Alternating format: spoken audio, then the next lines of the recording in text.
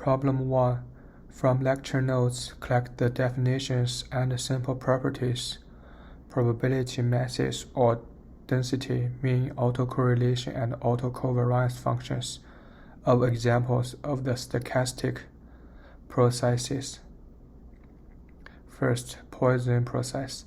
Second, Poisson increments. Third, Poisson impulse. Fourth, semi-random telegraph signal. Fifth, random telegraph signal. 6. Random walk. 7. Wiener process. Explain your understandings about those processes. Example: the mean of a Poisson process is lambda t, which is a linear function of t. We feel is reasonable because the longer time we wait, the expected number of buses is larger. Poisson process is defined by the following properties below.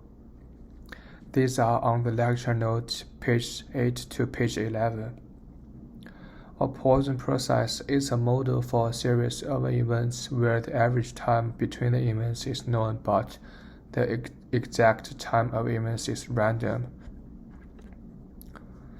Besides the situation mentioned in the problem that we can think about the waiting time, the longer waiting time, the larger number of buses we will meet expected.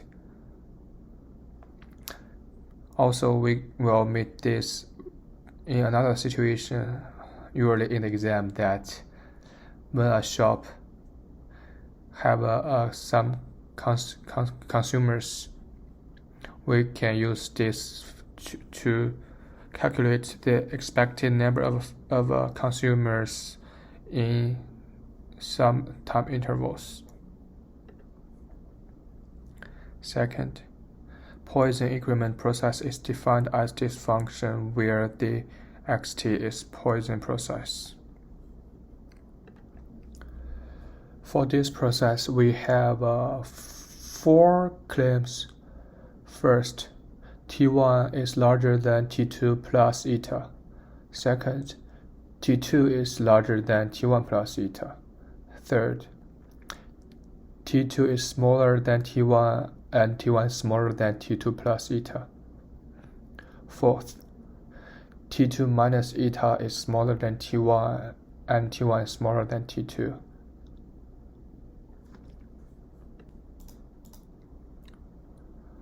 Point impulse process is defined as zt equals derivative xt on top of derivative t, where xt is a Poisson process. The process zt minus lambda has a zero mean and autocorrelation Rt1 T2 equals lambda delta T1 T2. That is, dt minus lambda is a white noise.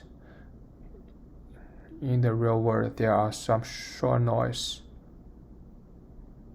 and we define that it is the output of a linear time invariant system with the impulse response ht and input as a Poisson impulse process.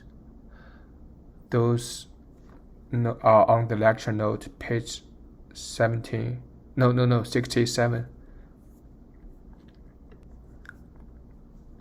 Fourth, semi-random telegraph signal.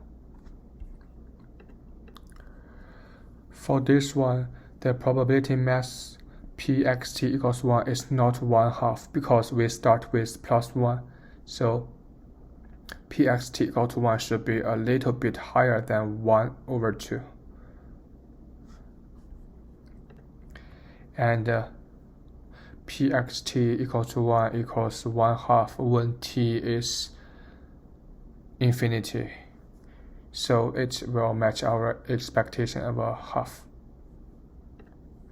At the same time, when t goes to infinity, then ext equals to 0, because ext equals to e to the negative 2 lambda t. Also, when t1 minus t2 goes to infinity, we can get that Rt1 T2 equals 0, because Rt1 T2 equals e to the negative 2 lambda times the absolute value of T1 minus T2. It's very match our common sense. Let's imagine that when T1 and T2 goes far away until infinity, then we can find that two functions xt1 and xt2 are less and less correlated. Fifth, random telegraph signal yt equals axt, pa equals 1 equals to pa equals -1 equals to 1/2, where xt is a semi-random telegraph signal.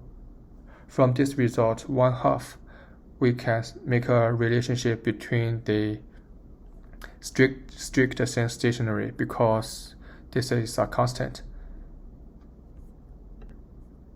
Also, Eyt equals a constant, so it makes much more likely to be a strict and stationary. 6. Random walk. Toss a fair coin n times. K is a number we has in n toss. Then x nt equals ks minus n minus k times s, which equals 2k minus n times s.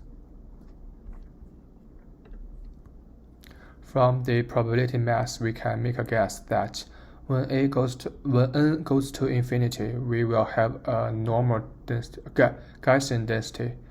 The autocorrelation function contains a term mean T1, T2, which always comes from the probability of the independent increment. 7. Wiener process, also called Brownian motion. Wt equals limit xt, where xt is the random walk.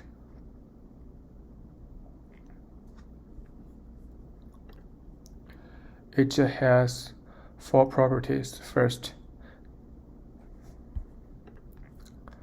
W0 equals 0. Second, W has independent increments. Third, W has a Gaussian increments. Fourth, W has a continuous path with a probability of 1. Wi is continuous in T.